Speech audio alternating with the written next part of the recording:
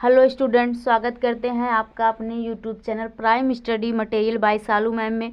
तो बच्चों, हमने पोइट्री का 4 चैप्टर कवर कर लिया है। तो आज हम जो है इसका 5वां चैप्टर देखेंगे। तो हमारे चैप्टर का नाम है दी वॉल पोयम और इसके जो पोएट है जॉन बैरीमैन है। यानी इस कहानी में बताया गया है कि किसी चीज़ को खो जाने से, अपने दुखों से हम आगे कैसे बढ़ते हैं। यानी यहाँ पर इस कहानी में एक छोटे से बच्चे की गेंद जो है खो गई है और वह किस प्रकार दुखों से बाहर उभर रहा है और जो है किस प्रकार से कवि इसकी मदद कर रहे हैं। यानी इस कहानी में एक बच्चा है और उसका जो है बॉल वो खो गया है, तो कवि जो है उसकी मदद किस प्रकार से कर रहा है। और यहाँ पर एक चीज़ बताने का प्रयास किया गया है कि जो है लोग अपने दुखों से कैसे उभरे। यानी इस कहानी में यही बात किया गया है। तो चलिए अपने पैराग्राफ पे चलते हैं। तो दिया है what is the boy now. Now मतलब होता है अब, यानी अब उस लड़के को क्या हो गया है। हु हैज़ लॉस्ट हिज बाल।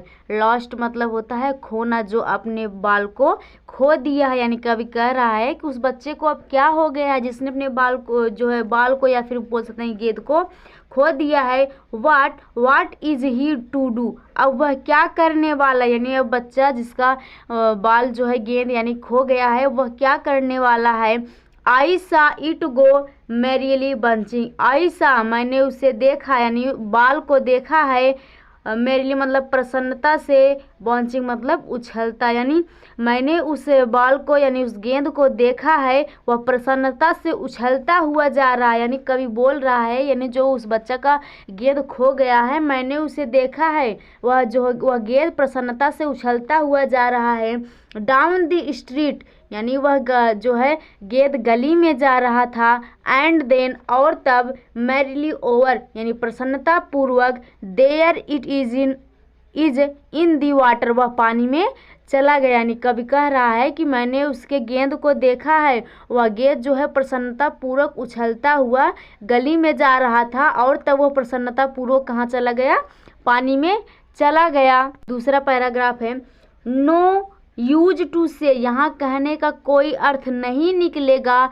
Oh there are others balls, यानी यहाँ दूसरी गेंद भी है, यानी यहाँ पर दूसरी गेंद भी है, इसका कहने का कोई अर्थ नहीं निकलेगा।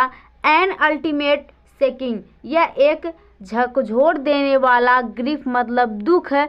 फिक्सेस दी बॉयज, यानी उस बच्चे के अंदर हो गया था। यानी जो है यहाँ पर बोल दो कि ये यहाँ पर दूसरा गेंद है, इसका कहने का कोई अर्थ नहीं निकलेगा क्योंकि जो उसका गेंद खो गया है उसको एक झकझोर देने वाला दुख जो है उस बच्चे के अंदर हो गया है। एज ही स्टैंड रिजिड, वह पूरी तरह से जड़त्व में खड़ा हो गया था, यानी जो है दुख में खड़ा हो गया था, यानी हिल डुल नहीं रहा था। ट्रिबलिंग, और वह कांप रहा था, यानी वह बच्चा जो है कांप रहा था। स्टेयरिंग डाउन, नीचे ध्यान से देख रहा था, यानी जो है वह एकदम जो है जड़ की तरह मतलब खड़ा हो गया था और नीचे जो है ज़मीन पर देख रहा था और बहुत तेज़ी से काँप रहा था। ऑल हिज यंग डेज, अपने पूरे बचपन को याद कर रहा था, यानी जो है किस प्रकार से उसने गेंद के साथ खेला है उसके बारे में जो है पूरे बचपन की यादों को वो जो है याद कर रहा था। इनटू दी हर्बर, यानी उस बदरंग में या उस जो है बंदरगाह में, हर्बर मतलब है बंदरगाह में, यानी वो जो है उस बंदरगाह में अपने बचपन को याद कर रहा था। वेयर हिज बॉल वेंट, जहाँ पर उसकी गेंद जो है खो गई थी, यानी जहाँ पर उसकी गेंद उस बंदरगाह में गई थी वहाँ पर खड़े होकर वह पूरे बचपन की यादों को अपने जो है याद कर रहा था कि कैसे उसके उस बाल के साथ वो खेला है, वो सभी चीज़ें उस बंदरगाह में याद कर रहा था। तीसरा पैराग्राफ में देखिए क्या कह रहा है। I would not intrude on him, बच्चों फिर से देखिए। I would not intrude on him, मैंने उसमें जो है दखल नहीं दूंगा, यानी जो है लेखक कह रहा है, यानी कवि कह रहा है कि मैं उसके इस बात में जो है दखल नहीं दूंगा।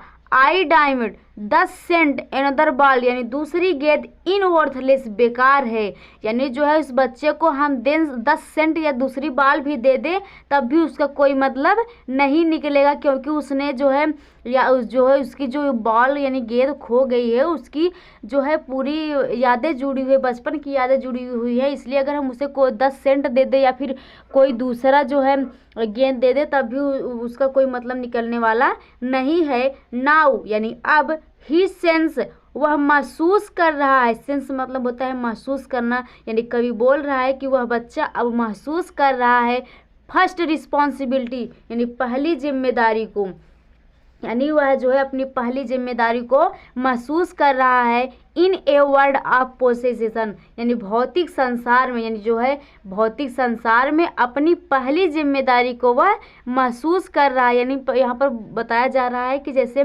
किसी चीज़ को खो जाने पर कितना दुख होता है, यानी उसे संभाल कर रखना चाहिए। बोल रहा है कि अगर वो बच्चा जो है अब जिम्मेदारी से उसे गेंद को संभाल के रखा होता तो वो पानी में नहीं जाता और खोता नहीं। तो वही बोल रहा है कि अब वह बच्चा भौतिक संसार में अपनी पहली जिम्मेदारी को महसूस कर रहा है। पीपुल विल टेक बॉल्स, लोग गेंद खरीदते रहेंगे। Balls will be lost always, और गेंद हमेशा खोती रहेगी। लिटिल बॉय, छोटे लड़के, यानी जो है यहाँ पर जो है बड़े लोग जो है गेंद को खरीदते रहेंगे और छोटे लोग जो है गेंद को इस तरह से खोते रहेंगे।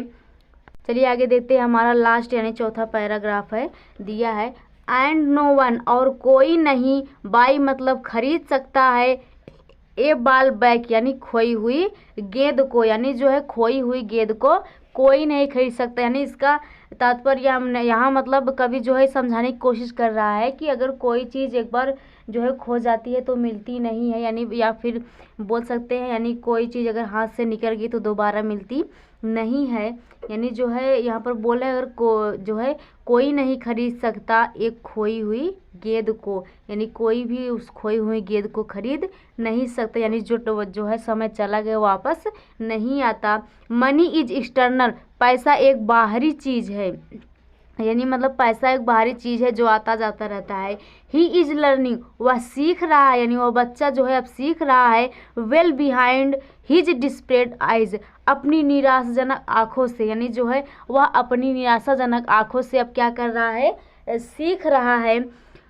द पिस्टेमोलॉजी ऑफ लॉज, वह जो है खोने के ज्ञान यानी ज्ञान शास्त्र को सीख रहा है, यानी वह जो है नुकसान होने का ज्ञान शास्त्र सीख रहा है। यानी जो है उसकी बाल खो गई है, अब उसे समझ में आ रहा है कि अगर उसने सावधानी से खेला होता या फिर जो है अपनी जिम्मेदारी से खेला होता तो उसकी बाल जो है खोती ना। तो वही बोल रहा है कि यानी वह नुकसान होने का ज्ञान शास्त्र सीख रहा है। हाउ टू स्टैंड अप, और कैसे खड़ा हुआ जाता है। नोइंग, और जानते हुए। What every man must one day know, प्रत्येक व्यक्ति को एक इस चीज़ यानी को समझाना एक ना एक दिन जो है करना ही पड़ता है। यानी जो है यहाँ पर बोल रहा है कि प्रत्येक व्यक्ति को इस चीज़ को जो है जानना एक ना एक दिन करना ही पड़ता है, जो है इस चीज़ का जो है सामना करना ही पड़ता है।